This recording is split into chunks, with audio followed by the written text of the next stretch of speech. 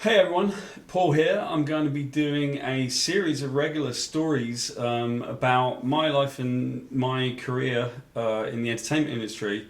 So I figured I'd start off with a bang. Let's go to something that I'm very well known for, which is the origin of Wolverine. I'm going to tell you a story about its creation. I'm going to tell you a little bit about how we came about with the idea. And more importantly, I really want to show everybody out there how the stuff that I create relates to my life. The story of the origin of Wolverine came about when I was first working at Marvel. I had had a bit of success with them because I had done The Inhumans, which won an Eisner Award. And at the time, Joe Quesada had become the editor-in-chief of Marvel, and Bill Jenkins was the president. They came to me and asked me if I'd be interested in going to what amounted to Joe Quesada's first editorial retreat in New Jersey at his house. I was fortunate enough to win an Eisner Award for The Inhumans, and basically Marvel had sort of seen me as a guy that tended to fix content. So we go to this editorial retreat and I sit there for half a day, and halfway through the day, Bill Jenkins, who's the president of Marvel at the time, comes over to me, sort of puts an arm around me and says, "Okay, Paul, I can see that you are frustrated, and I can tell because you're frowning. So why don't you tell me what the problem is?" And I remember saying to Bill in a very sort of pikey way, "Bill, you guys are the house of ideas, so how come every time you have a good idea, you say no to it?" And to his credit, Bill agreed and said, I was just thinking the same thing. It feels like my editors are timid.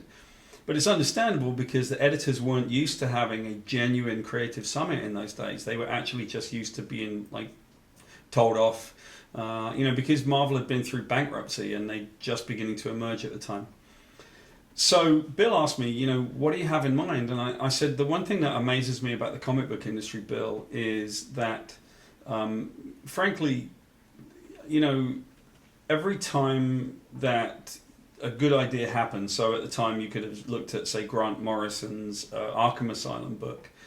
And I said, I always feel like if Grant were to come back to DC and say, I'd like to do the next Arkham Asylum book, a few people would look at him and say, well, I don't know, Grant, I don't know if we should do that.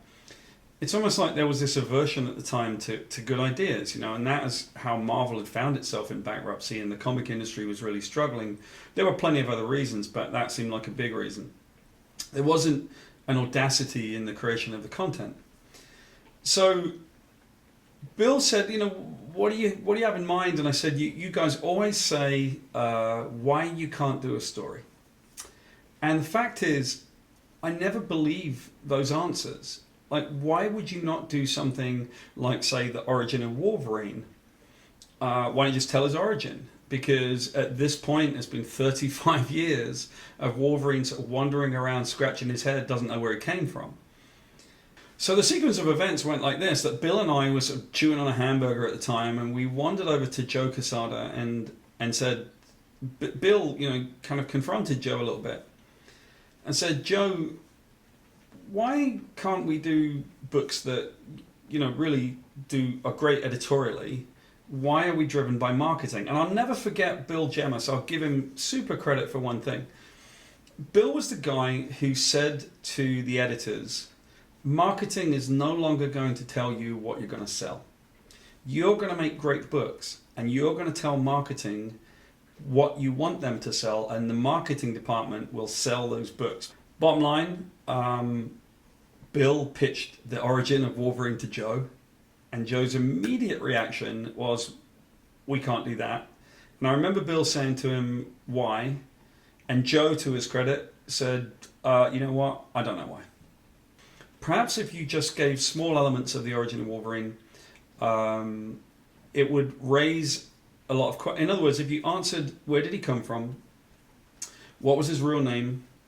Why did he lose his memory? Simple things like that. Where was he born?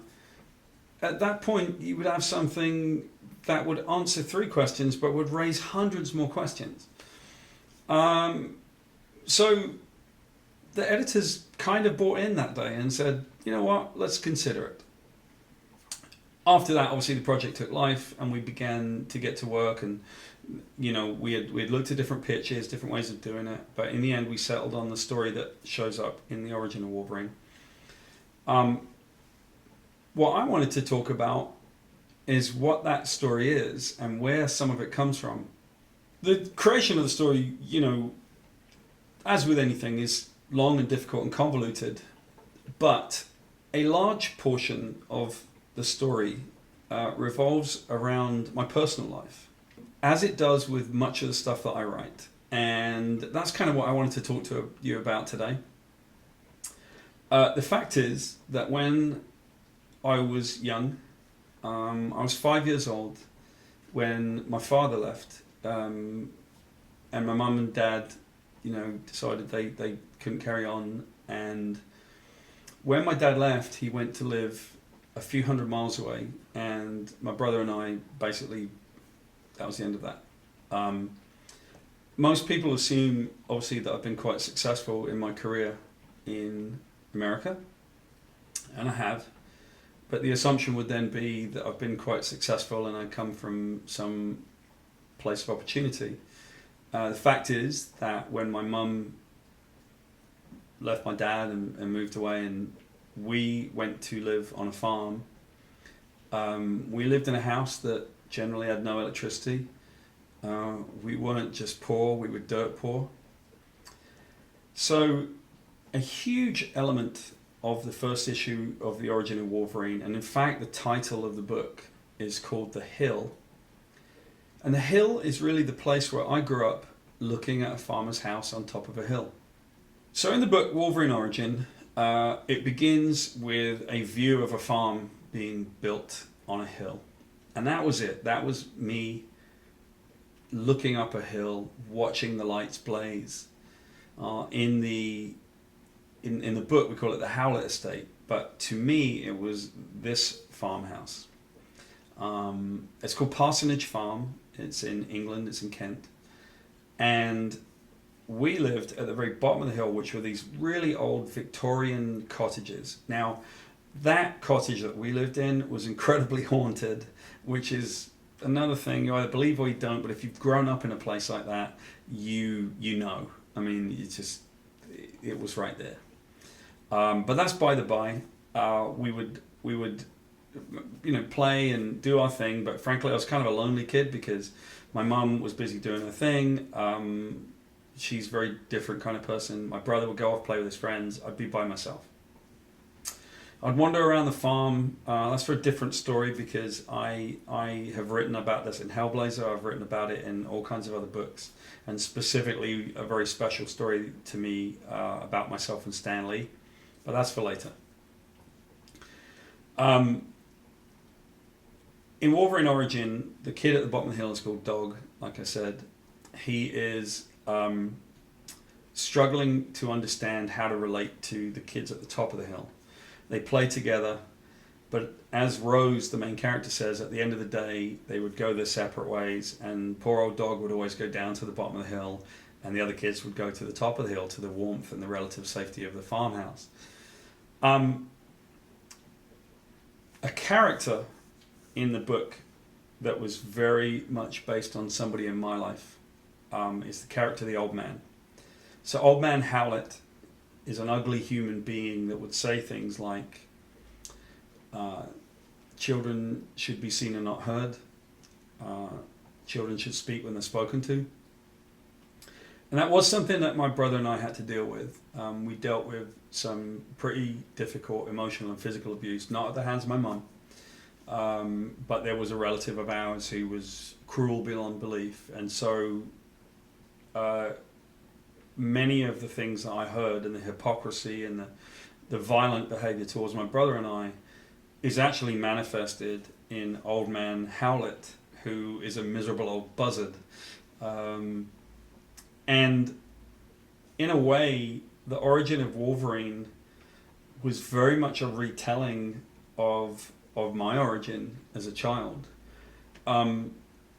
So to wind it full circle, it's been an interesting thing to me to look back at my career and to look at some of these stories that I write that literally pertain to my life.